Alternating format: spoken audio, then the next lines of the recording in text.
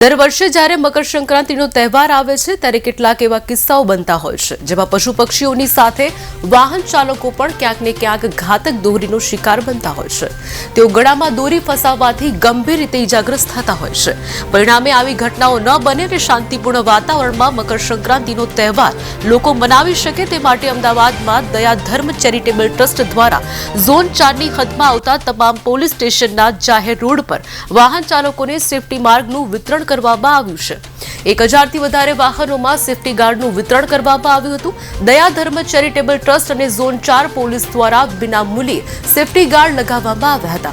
સરાહનીય કાર્યમાં zone 4 DCP जी division તેમજ પોલીસ કર્મીઓ હાજર રહ્યા હતા। हमारी संस्कृति में एक अलग ही महत्व दिया गया है।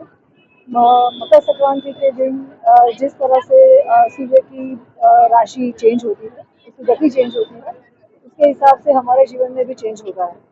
उस दिन हम पतंग उड़ाते हैं। पतंग के साथ हमें ये हमारी संस्कृति ये भी मैसेज देती है कि हमें जीवन में किस तरह से अपनी डोर से बंधे हुए रह के अपने जीवन को संतुलित करना है और उड़ाना है।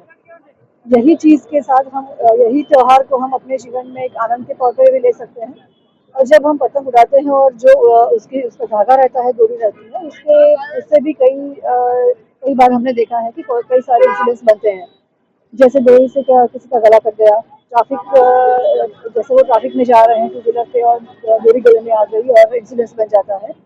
तो हम ये भी एक मैसेज देना चाहते हैं अहमदाबाद पुलिस की ओर से कि हमारी ज़िंदगी भी इतनी इम्पोर्टेंट है और इसकी सुरक्षा के लिए अहमदाबाद पुलिस हमेशा खड़ी रहती है।